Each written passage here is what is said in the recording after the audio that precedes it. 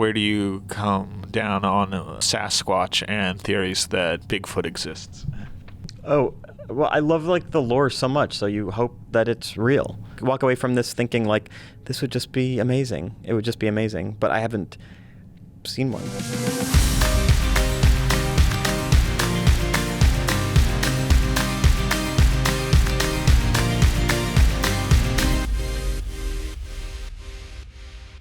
So David, I know your first Sundance short was Sasquatch Birth Journal 2 in 2011. So is it fair to say that for really both of y'all, if this is a project that's been in your heads for exactly that long, if not longer?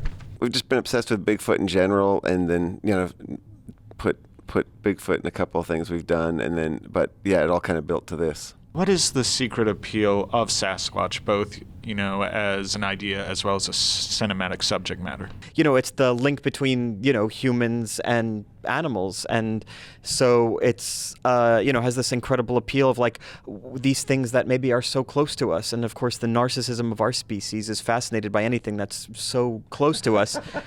And yet also represents like the id, the us without the anxieties of self-consciousness. And so it's thrilling, and the movie is so funny because as you're watching it, you're kind of like the first few minutes you're watching these things that feel othered, and then like in 10 minutes you're watching these things that feel completely human, relatable, emotional, pained, vulnerable, funny, stupid. Like so this movie is a perfect encapsulation of that fascination that we have with these creatures. Jesse, did you have that fascination? Did you put this much thought into Sasquatch before this project came along? I haven't put that much thought until you asked me the question. No, I really wasn't that fascinated by Sasquatches. And then as we started to, as I read the script, and then we were out shooting in the place wherein it's like the real area in the country in the redwoods where Sasquatches are known to be officially. I just started getting into the culture more, and it's incredibly alluring. You were the first cast, and you all came aboard as a producer on this project. But what's it like the very first time you hear, would you like to play Bigfoot in a movie and spend it entirely under makeup? I remember exactly where I was standing in Tribeca, and I was on the phone with David, and he's like, we have this new script. And I was like, oh, please, I'd love to read anything that you write. I love their writing so much, have for 20 years. And so, and he said, I just want to let you know before you read it, it's this, and you need to be full in costume. And I remember thinking, oh, great, well, I can't wait to read it and never do it. And then I got the script, and I'm sure I can speak for Christoph and Riley. Within a page, you realize, oh, this is not only a totally playable role, but this is a phenomenal acting role.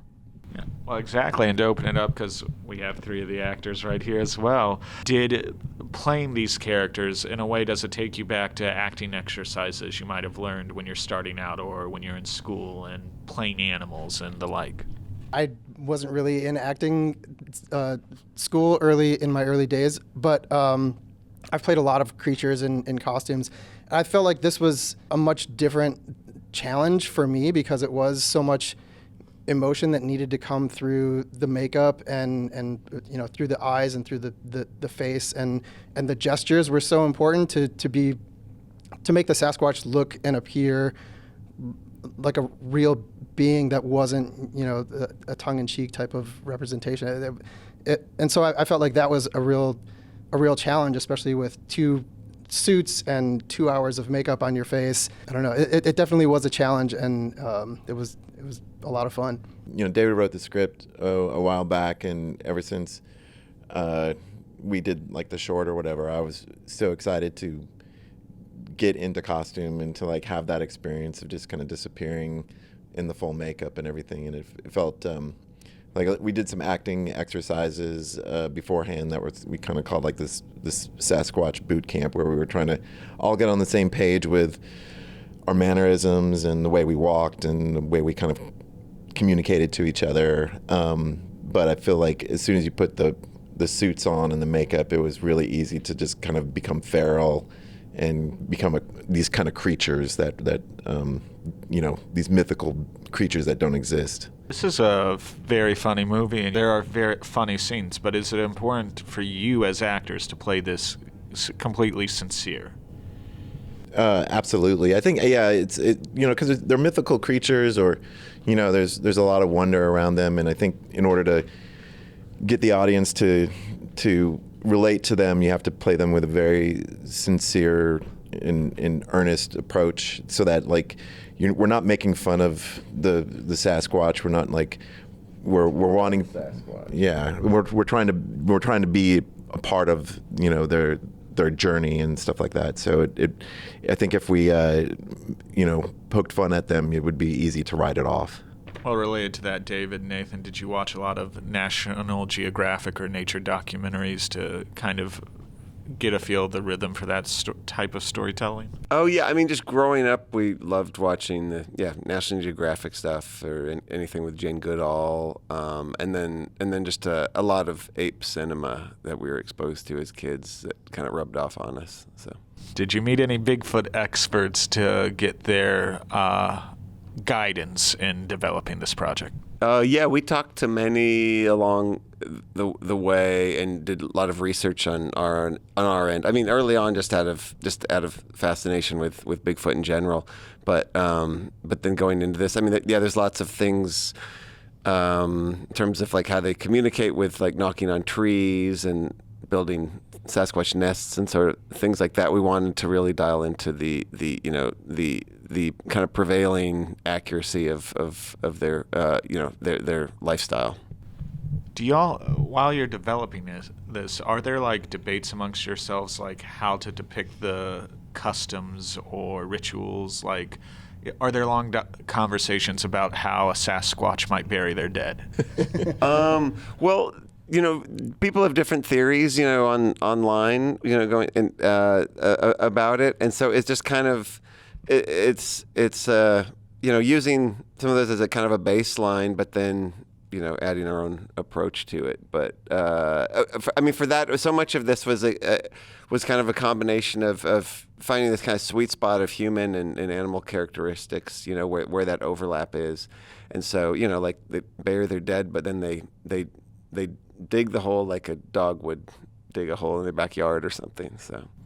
And then leave mementos. Yeah. Well, there seems to be a spectrum on the human to animal side of these characters. Like Jesse, would you say your character is more human than some of the other Sasquatches?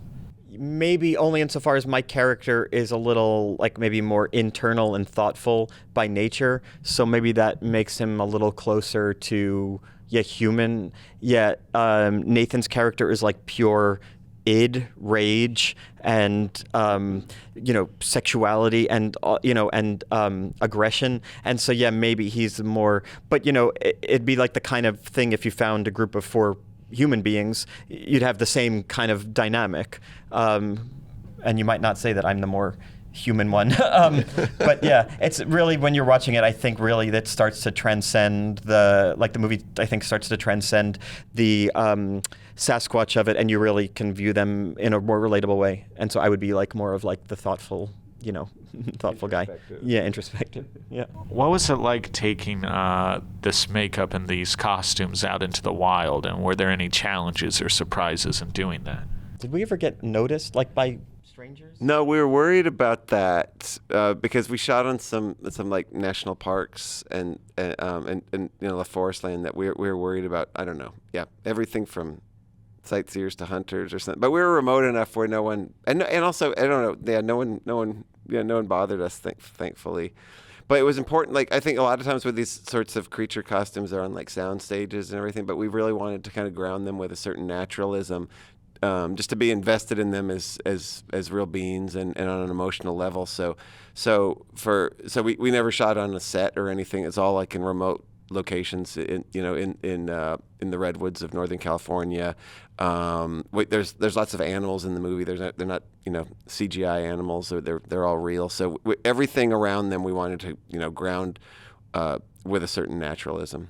If you shoot in a suit on a set, I mean, that's a challenging situation because you have to keep the suit clean and the upkeep and make sure the actors are cool and not overheating. When you're out in the wilderness, everything gets amplified. Everything gets more difficult because keeping the suit clean, keeping patches and repairs happening and keeping people, I don't know, extreme weather changes. Mobile, yeah, extreme weather. Yeah, it's all so much more difficult to address things out in the wilderness. Were y'all disappointed that some Bigfoot, watcher, hunter didn't take a photo of y'all and post it to Reddit or something? No, it was fine by us. We really didn't run into. There's hardly anyone out there, and it's like I think it's the epicenter of Sasquatch sightings in general. So it's not that big a deal. For our filmmakers, do you see this as a comedy? Parts of it, yes, and I mean everything we do kind of to have a mix of comedy and pathos. So it's an intuitive process which way it leans one way or the other. I mean, parts of this are very they're like silent era slapstick, level kind of stuff, which we loved, and but that's kind of like an entry point to the film. Playing the broader jokes when that felt intuitively like the way to go, but then also embracing the kind of more tender human side of it when that felt appropriate. It's been really fun watching it with an audience and hearing, obviously they're going to laugh and react big to the broader comedy, and then just feeling like the tension during like the really stressful moments and the gasps, and then getting feedback of every now and then someone will be like, oh, this one moment made me tear up because it was so sad. And I think like we're hitting like all the different emotions, and I think that's been really special. Jesse, now that you've come on the other side of it, where do you come down on Sasquatch and theories that Bigfoot exists? Oh, well, I love like the lore so much, so you hope that it's real. You walk away going like, walk away from this thinking like this would just be amazing. It would just be amazing, but I haven't seen one.